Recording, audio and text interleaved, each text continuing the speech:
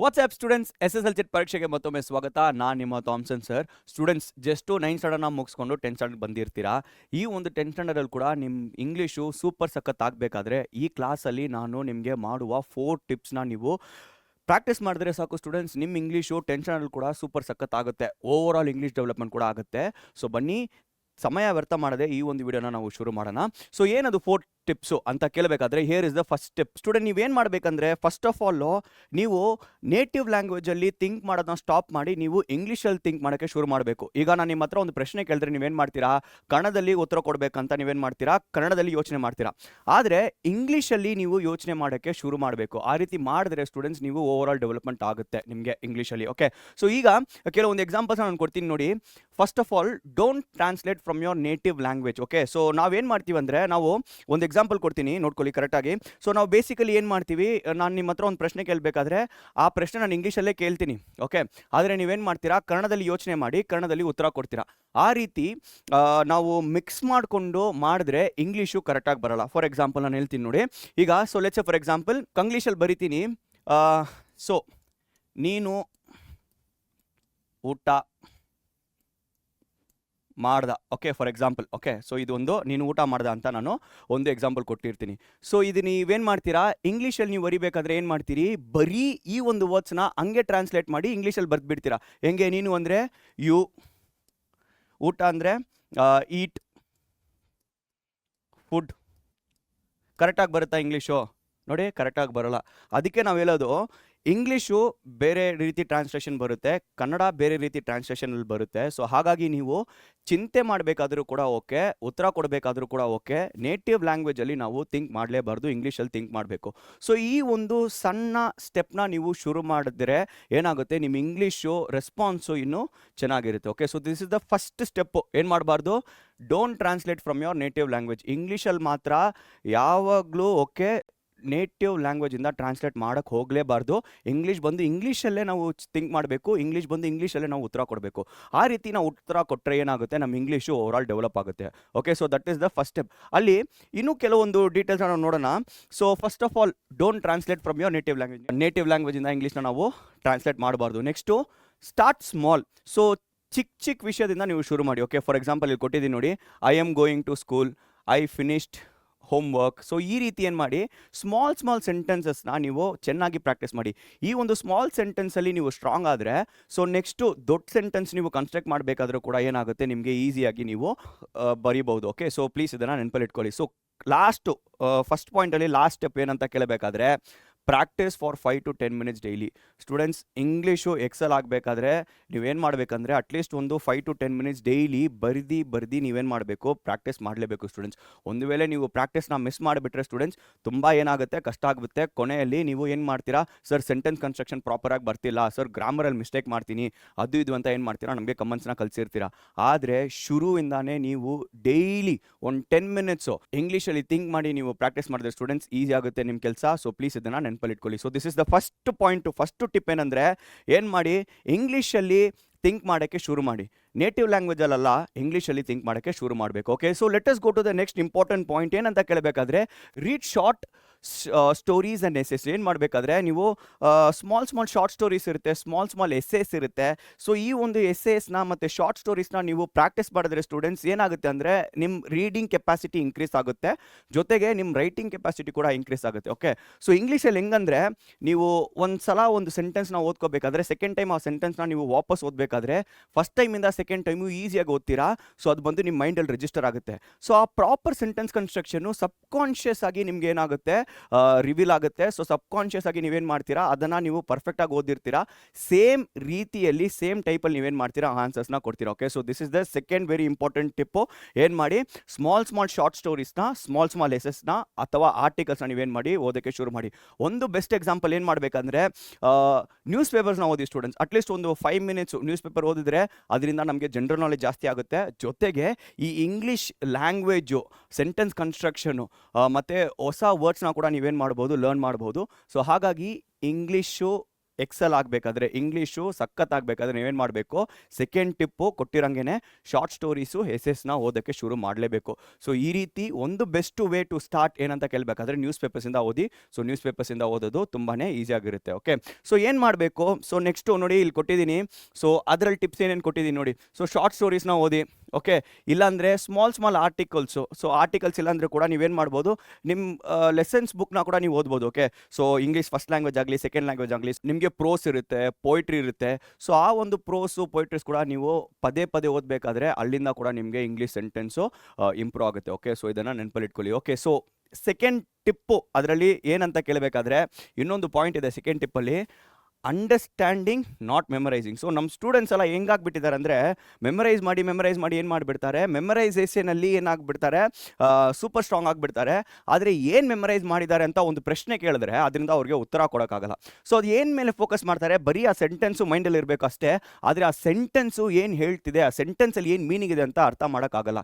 Students ಇಲ್ಲಿ board exam ಅಂತ ಬಂದ ತಕ್ಷಣ ನೀವು ಓನ್ ಆನ್ಸರ್ಸ್ ಕೂಡ ಬರಿಬೋದು.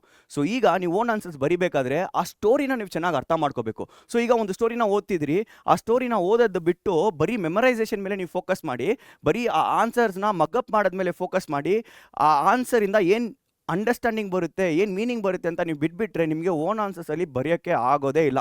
ಸೊ ಸೆಕೆಂಡ್ ಟಿಪ್ಪಲ್ಲಿ ಇನ್ನೊಂದು ಎಕ್ಸಾಂಪಲ್ಲು ಏನಂತ ಕೇಳಬೇಕಾದ್ರೆ ನೀವು ಆ ಒಂದು ಅಂಡರ್ಸ್ಟ್ಯಾಂಡಿಂಗ್ ಚೆನ್ನಾಗಿರಬೇಕು. ಎಸ್, ಸೊ ಹಾಗಾಗಿ ಫೋಕಸ್ ಮಾಡಿ ಮೆಮರೈಸೇಷನ್ ಮೇಲೆಲ್ಲ ಅಂಡರ್ಸ್ಟ್ಯಾಂಡ್ ಮಾಡೋದ್ಮೇಲೆ ಫೋಕಸ್ ಮಾಡ್ಕೊಂಡು ಮಾಡಿ.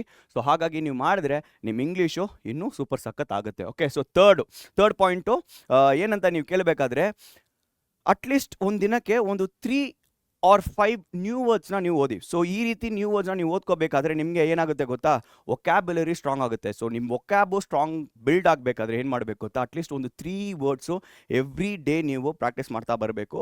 ಆ ಒಂದು ವರ್ಡ್ನ ಹೆಂಗೆ ಯೂಸ್ ಮಾಡ್ಬೋದು ಒಂದು ಸೆಂಟೆನ್ಸಲ್ಲಿ, ನಾನು ಕಾನ್ವರ್ಸೇಷನಲ್ಲಿ ಹೆಂಗೆ ಯೂಸ್ ಮಾಡಬೇಕಂತ ನಾನು ಅರ್ಥ ಮಾಡಿಕೊಂಡು ಆ ಒಂದು ವರ್ಡ್ಸನ್ನು ನಾನು ಲರ್ನ್ ಮಾಡ್ಕೊಂಡು ಬಂದರೆ ನನ್ನ ವೊಕ್ಯಾಬುಲರಿ ಕೂಡ ಸ್ಟ್ರಾಂಗ್ ಆಗುತ್ತೆ. ಸೊ ಇದು ನಮ್ಮ ಸೆಕೆಂಡ್ ಪಾಯಿಂಟು. ಅದರಲ್ಲಿ ನಿಮಗೆ 3 ಟಿಪ್ಸ್ನ ನಾನು ಕೊಟ್ಟಿದ್ದೀನಿ. ಸೊ ಪ್ಲೀಸ್ ಇದನ್ನು ನೆನಪಲ್ಲಿಟ್ಕೊಳ್ಳಿ, ಫಾಲೋ ಮಾಡ್ತಾ ಬನ್ನಿ. Okay, so let us go to the third tip ಏನಂತ ಕೇಳಬೇಕಾದ್ರೆ practice speaking without fear. Okay, ಒಂದು ವೇಳೆ ನಿಮಗೆ ಇಂಗ್ಲೀಷ್ ಮಾತಾಡೋದಲ್ಲಿ ಭಯ ಬರ್ತಿದೆ, ನಮ್ಮ ಫ್ರೆಂಡ್ ಹತ್ರ ಮಾತಾಡಬೇಕಾದ್ರೆ ನಾನು ಗ್ರಾಮರ್ ಎರರ್ ಮಾಡಿಬಿಡ್ತೀನಿ, ಅಥವಾ ನನ್ನ ಇಂಗ್ಲೀಷ್ ಅಷ್ಟು ಚೆನ್ನಾಗಿರಲ್ಲ, ನನ್ನ ವರ್ಡ್ಸ್ನ ರಾಂಗ್ ಆಗಿ ಯೂಸ್ ಮಾಡ್ತೀನಿ, ಸೊ ಅದರಿಂದ ನನಗೆ ಭಯ ಆಗ್ತಿದೆ. ಸೊ ಭಯ ಆಗಿರೋದ್ರಿಂದ ನಾನು ಏನು ಮಾಡ್ತೀನಿ, ಇಂಗ್ಲೀಷಲ್ಲಿ ಮಾತಾಡಲ್ಲ, ನಾನು ಕನ್ನಡದಲ್ಲೇ ಮಾತಾಡ್ತೀನಿ ಅಥವಾ ನಾನು ಹಿಂದಿಯಲ್ಲಿ ಮಾತಾಡ್ತೀನಿ ಅಂತ ನೀವು ನೇಟಿವ್ ಲ್ಯಾಂಗ್ವೇಜಲ್ಲಿ ಮಾತಾಡೋಕ್ಕೆ ನೀವು ಶುರು ಮಾಡಿದ್ರೆ ಇಂಗ್ಲೀಷು ಏನಾಗ್ಬಿಡುತ್ತೆ, ನಿಮಗೆ ಕಷ್ಟ ಆಗಿಬಿಡುತ್ತೆ ಸ್ಟೂಡೆಂಟ್ಸ್. ಸೊ ಇದರಲ್ಲಿ ಏನು ಟಿಪ್ಸ್ ನಾವು ಓದೋದು, ಈ ಥರ್ಡ್ ಪಾಯಿಂಟಲ್ಲಿ ಏನು ಟಿಪ್ಸ್ ನಾವು ಓದೋದು ಅಂತ ಕೇಳಬೇಕಾದ್ರೆ first speak with your friends. Okay, so ಈಗ ನಿಮ್ಮ ಫ್ರೆಂಡ್ಸ್ ಜೊತೆಗೆ ನೀವು ಮಾತಾಡೋಕ್ಕೆ ಶುರು ಮಾಡಿದ್ರೆ, ನೀವು ಸ್ಕೂಲಲ್ಲಿ ಕೂಡ ನೋಡಿರ್ಬೋದು, ಟೀಚರ್ಸ್ ಕೂಡ ಏನಂತಾರೆ, ಇಂಗ್ಲೀಷ್ ಟೀಚರ್ಸ್ ಸ್ಪೆಷಲಿ ಇಂಗ್ಲೀಷು ಚೆನ್ನಾಗಿರಬೇಕಾದ್ರೆ ಮಾತಾಡಿನೇ ಪ್ರಾಕ್ಟೀಸ್ ಮಾಡಬೇಕು. ಓಕೆ, ಸೊ ನಾವೇನು ಮಾಡ್ತೀವಿ, ಆರಾಮಾಗಿ ಕನ್ನಡದಲ್ಲಿ ಮಾಮ ಮಚ್ಚ ಅದು ಇದು ಡೂಡ್ ಅಂತ ನಾವೇನು ಮಾಡ್ತೀವಿ, ಯೂಸ್ ಮಾಡ್ಕೊಂಡು ಹೋಗ್ತಾನೆ ಇರ್ತೀವಿ. ಆದರೆ ಅವ್ರ ಜೊತೆ ನಾವು ಇಂಗ್ಲೀಷಲ್ಲಿ ಮಾತಾಡೋಕ್ಕೆ ಶುರು ಮಾಡಿದ್ರೆ ಏನಾಗುತ್ತೆ ಗೊತ್ತಾ, ನಮ್ಮ ಸ್ಪೋಕನ್ ಸ್ಕಿಲ್ಸ್ ಇದೆ ಗೊತ್ತಾ, ನಮ್ಮ ಸ್ಪೋಕನ್ ಸ್ಕಿಲ್ಸ್ ಕೂಡ ಏನಾಗುತ್ತೆ, ಹೆಚ್ಚಾಗುತ್ತೆ. ಸೊ ಹಾಗಾಗಿ ಇಂಗ್ಲೀಷು ನಮ್ಮ ಎಕ್ಸಾಮಲ್ಲಿ ಕೂಡ ನಾವು ಈಸಿಯಾಗಿ ಬರೆಯೋಕ್ಕೆ ಅದು ಹೆಲ್ಪ್ ಆಗುತ್ತೆ. ಸೊ ಹಾಗಾಗಿ ಏನು ಮಾಡಿ, ನೀವು ಇಂಗ್ಲೀಷ್ನ ಕರೆಕ್ಟಾಗಿ ನಿಮ್ಮ ಫ್ರೆಂಡ್ಸ್ ಜೊತೆಗೆ ಪ್ರಾಕ್ಟೀಸ್ ಮಾಡೋಕ್ಕೆ ಶುರು ಮಾಡಿ. ಸೊ ನೇಟಿವ್ ಲ್ಯಾಂಗ್ವೇಜಸಲ್ಲಿ ಮಾತಾಡೋದನ್ನ ಬಿಟ್ಟು ಇಂಗ್ಲೀಷಲ್ಲಿ ಮಾತಾಡೋಕ್ಕೆ ಶುರು ಮಾಡಿ. ಇದು ಫಸ್ಟು ಟಿಪ್ಪು. ನೆಕ್ಸ್ಟ್ ಏನಂತ ಕೇಳಬೇಕಾದ್ರೆ ಮಿಸ್ಟೇಕ್ಸ್ ಇದ್ದರೆ ಓಕೆ, ಸೊ ಮಿಸ್ಟೇಕ್ಸ್ ಇದ್ದರೆ ಓಕೆ, ಆದರೆ ಮಿಸ್ಟೇಕ್ಸ್ ಮಾಡಿದ್ರೇ ನಾವೇನು ಮಾಡೋಕ್ಕಾಗುತ್ತೆ, ಇಂಪ್ರೂವ್ ಮಾಡೋಕ್ಕಾಗುತ್ತೆ. ಸೊ ಈಗ ಮಿಸ್ಟೇಕ್ ಮಾಡ್ತೀನಿ ಹಾಗಾಗಿ ನಾನು ಮಾತಾಡೋದಿಲ್ಲ ಅಂತ ನೀವು ಅಂದ್ಕೊಂಡ್ರೆ ಏನು ಮಾಡೋಕ್ಕಾಗಲ್ಲ, ಇಂಗ್ಲೀಷ್ನ ನೀವು ಓದೋಕ್ಕಾಗಲ್ಲ. ಸೊ ಏನು ಮಾಡ್ಕೊಳ್ಳಿ, ಮಿಸ್ಟೇಕ್ಸ್ ಇದ್ದರೂ ಓಕೆ, ಆದರೆ ನಾನು ಕಲೀಲೇಬೇಕು. ಸೊ ಹಾಗಾಗಿ ಏನು ಮಾಡ್ತೀನಿ, ಮಿಸ್ಟೇಕ್ಸ್ ಇದ್ದರೂ ನಾನು ಇಂಗ್ಲೀಷಲ್ಲೇ ಮಾತಾಡ್ತೀನಿ ಅಂತ ಇಂಗ್ಲೀಷಲ್ಲಿ ಮಾತಾಡೋಕ್ಕೆ ಶುರು ಮಾಡಿ. Don't worry about the mistakes. Okay, third Tipu ಏನು, ಈ ಒಂದು ಥರ್ಡ್ ಪಾಯಿಂಟ್ ಏನಂತ ನೀವು ಕೇಳಬೇಕಾದ್ರೆ, ನೀವು ಪಾಠನ ಓದ್ತಾ ಇದ್ದೀರಿ ಅಂದ್ಕೊಳ್ಳಿ, ಆ ಟೈಮ್ಗೆ ಟೆಕ್ಸ್ಟ್ ಬುಕ್ಕಿಂದ ರೀಡ್ ಮಾಡ್ತಿದ್ದೀರಾ. ಸೊ ಲೌಡಾಗಿ ರೀಡ್ ಮಾಡಿ. ಓಕೆ, ಸೊ ಜೋರಾಗಿ ರೀಡ್ ಮಾಡಿ. ಓಕೆ, ಸೊ ಏನಾಗುತ್ತೆ, ನಾವು ಜೋರಾಗಿ ರೀಡ್ ಮಾಡಬೇಕಾದ್ರೆ ಕಾನ್ಫಿಡೆನ್ಸ್ ಬಿಲ್ಡ್ ಆಗುತ್ತೆ. ಸೊ ಒಂದು ವೇಳೆ ನೀವು ಕ್ಲಾಸಲ್ಲಿ ಕೂತಿರ್ತೀರಾ, ಟಕ್ ಅಂತ ಮಿಸ್ ಬಂದು ಏನೋ ಒಂದು ಪ್ಯಾರಾಗ್ರಾಫ್ನ ನಿಮಗೆ ಓದೋಕ್ಕೆ ಕೊಟ್ಟಿದ್ದಾರೆ ಅಂದ್ಕೊಳ್ಳಿ.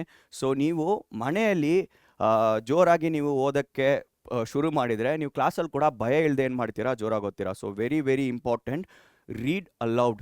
ಇಫ್ ಯು ರೀಡ್ ಅಲೌಡ್ ಏನು ಮಾಡ್ಕೊತೀರಾ, ನೀವು ಕಾನ್ಫಿಡೆನ್ಸ್ನ ಬಿಲ್ಡ್ ಮಾಡ್ಕೊತೀರಾ. ಮಿಸ್ಟೇಕ್ಸ್ ಇದ್ದರೂ ಓಕೆ ಸ್ಟೂಡೆಂಟ್ಸ್, ಆದರೆ ಮಿಸ್ಟೇಕ್ಸಿಂದ ಭಯ ಬಿದ್ದು ಏನು ಮಾಡಬಾರ್ದು, ಇಂಗ್ಲೀಷ್ನ ಓದೋದು ಸ್ಟಾಪ್ ಮಾಡಬಾರ್ದು. ಓಕೆ, ಸೊ ಈ ಒಂದು ಟಿಪ್ನ ಕೂಡ ನೀವು ಖಂಡಿತ ನೆನಪಲ್ಲಿಟ್ಕೊಳ್ಳಿ. Okay, the last but not the least, okay, the fourth tip ಏನಂತ ಕೇಳಬೇಕಾದ್ರೆ, fix common grammar mistake. Students, grammar, I tell you, grammar ಬಂದು ತುಂಬ ತುಂಬ ತುಂಬ ಇಂಪಾರ್ಟೆಂಟ್ ಸ್ಟೂಡೆಂಟ್ಸ್. ಓಕೆ, ನಮ್ಮ ಸ್ಟೂಡೆಂಟ್ಸು ಮೇಜರ್ಲಿ ಎಲ್ಲಿ ಮಿಸ್ಟೇಕ್ ಮಾಡ್ತಾರೆ ಅಂತ ಕೇಳಬೇಕಾದ್ರೆ ಈ ಒಂದು ಗ್ರಾಮರಲ್ಲಿ ಮಿಸ್ಟೇಕ್ ಮಾಡ್ತಾರೆ. ಸೊ ಗ್ರಾಮರ್ ಮಿಸ್ಟೇಕ್ಸ್ನ ಹೆಂಗೆ ಓವರ್ಕಮ್ ಮಾಡೋದಂದರೆ ಇಟ್ ಟೇಕ್ಸ್ ಟೈಮ್, ನಿಜಾನೇ ಟೈಮ್ ಆಗುತ್ತೆ, ಆದರೆ it is not impossible. So small grammar mistakes, ಎಲ್ಲಿ ಗ್ರಾಮರ್ ಮಿಸ್ಟೇಕ್ ಮಾಡ್ತೀರಾ ಟಿಪ್ಸ್ನ ಹೇಳ್ತೀನಿ ನೋಡಿ.